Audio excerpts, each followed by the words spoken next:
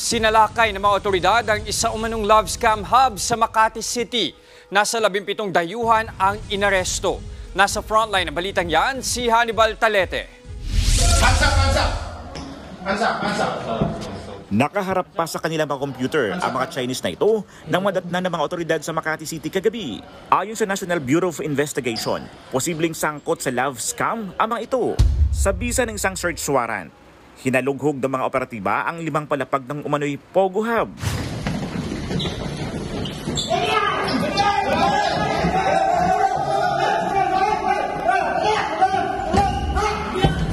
Apat na buwan pa lang daw nangungupahan sa gusali ang mga scammer. Na-recover sa kanila ang mga SIM card, computer at cellphone na ginagamit umano sa scam. Nasa 17 mga dayuhan ang naaresto sa operasyon. Karamihan sa kanila ay mga Chinese national. Pero may ilan ding mga Pilipino nang katrabaho sa lugar. Alam mo ba na scam ang Hindi nga po eh. Nagulat lang po ako na may raid na ganito.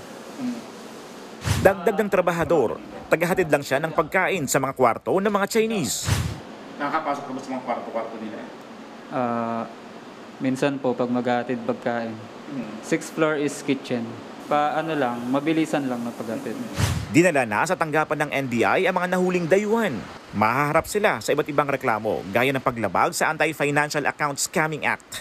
Posible rin silang ma-deport pabalik sa China. Ipapatawag naman ng NBI ang may-ari ng gusali para sa kaukulang investigasyon. Nagbabalita mula sa Frontline, Hannibal Talete, News 5. Mga kapatid, Jess De Los Santos po. Iba na ang may alam at may pakialam sa panahon ngayon. Para sa tuloy-tuloy na balitaan sa Frontline kahit weekend, mag-follow at mag-subscribe sa social media pages ng News 5.